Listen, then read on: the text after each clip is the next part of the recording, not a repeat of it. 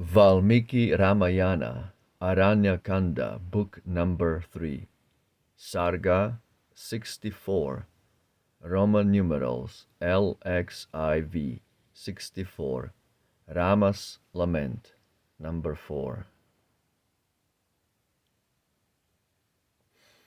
Reft of his love, the royal chief, weighed down beneath his whelming grief, desponding made his brother share his grievous burden of despair. Over his sinking bosom rolled the flood of sorrow uncontrolled. And as he wept and sighed, in mournful accents faint and slow, with words congenial to his woe, to Lakshman thus he cried: Brother, I ween, beneath the sun, of all mankind there lives not one so sinful of sin whose hand has done such cursed deeds as mine. For my sad heart with misery bleeds, as guerdon of those evil deeds. Still greater woe to woe succeeds, in never-ending line. A life of sin I freely choose, and from my past transgression flows. A life of sin I freely chose, and from my past transgression flows. A ceaseless flood of bitter woes, my folly to repay. The fruit of sin has ripened fast, through many a sorrow have I passed, and now the crowning grief at last falls on my head today. From all my faithful friends I fled, my sire is numbered with the dead, my royal rank is fortified, my mother far away. These woes on which I sadly think fill till it raves above the brink, the stream of grief in which I sink, the flood which naught can stay. Ne'er, brother, ne'er have I complained, through long by toil and troubled pain. Though long by toil and troubled pain, without a murmur I sustained the woes of woodland life. But fiercer than the flames that rise when crackling wood the food supplies, flashing aglow through evening skies, this sorrow for my wife. Some cruel fiend has seized the prey, and torn my trembling love away, while as he bore her through the skies, she shrieked aloud with frantic cries, in tones of which in tones of fear which wild and shrill retained their native sweetness still. Ah me, that breast so soft and sweet, for sandals precious perfume meet, now all detained with dust and gore, shall meet my fond caress no more. That face whose lips, with tones so clear, made pleasant music sweet to hear, with soft locks plaited o'er the brow, some giant's hand is on it now. It smiles not, as the dear light fails, when Rahu's jaw the moon assails. Ah, my true love, that shapely neck she loved with fairest chains to deck. The cruel demons rend and drain the lifeblood from each mangled vein. And when the savage monsters came and dragged away the helpless dame, the lady of the long soft eye called like a lamb with piteous cry.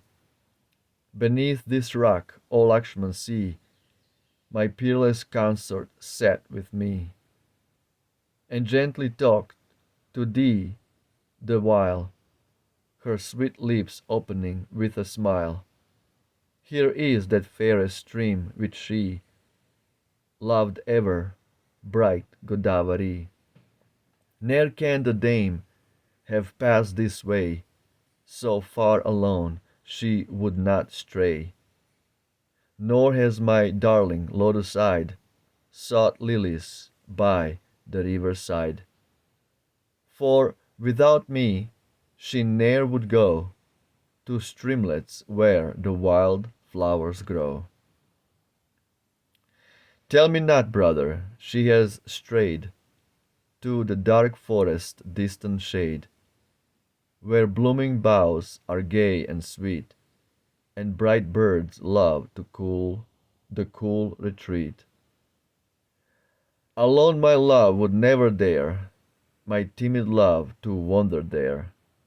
O Lord of Day, whose eyes, O Lord of Day, whose eye sees all, we act and plan, on thee I call.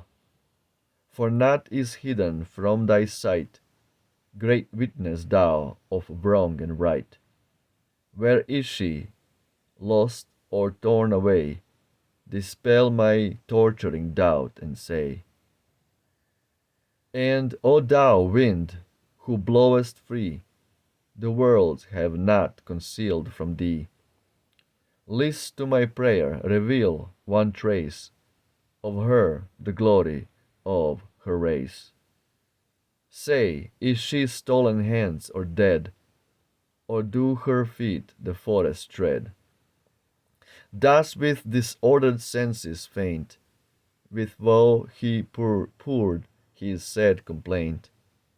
And then a better way to teach, wise Lakshman spoke in seemly speech.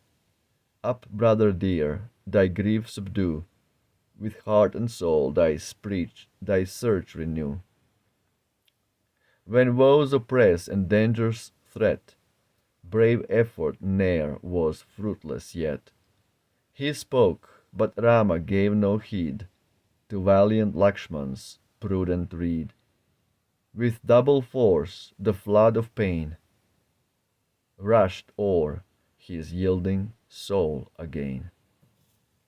Absolutely beautiful. This is a roller coaster of emotions Rama is going through.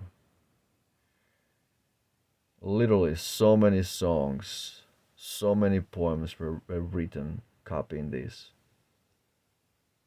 of glorifying love of a couple. And what is the original story of the greatest love ever told? Ramayana. Rama describes how Sita was so beautiful. He's just so obsessed with Sita. And he was remembering how would she make pleasant music, singing really beautiful songs, whose lips with tones so clear made pleasant music sweet to hear. He talks to winds, he talks to the sun and asks where she is. Where is she? She's gone away. So many millions of permutations of of the same thing. So many millions of songs were made. Who came up with the concept of love? Who came up with the concept of human form? Well, that's God. God is not an invisible sky daddy, brainless, faceless, dickless. No, God is most beautiful. Rama, warrior, powerful, the lion of Ayodhya, the lion of Judah. That's God. God looks beautiful, powerful, strong, knowledgeable, full of virtues. And he has a wife. Of course, he has a wife. That's why it's Hare Krishna, Hare Rama. God is not some single sky daddy, invisible sky daddy. Jai Sri Ramayana. Hail Ram. Jai Sri Ram. Ciao.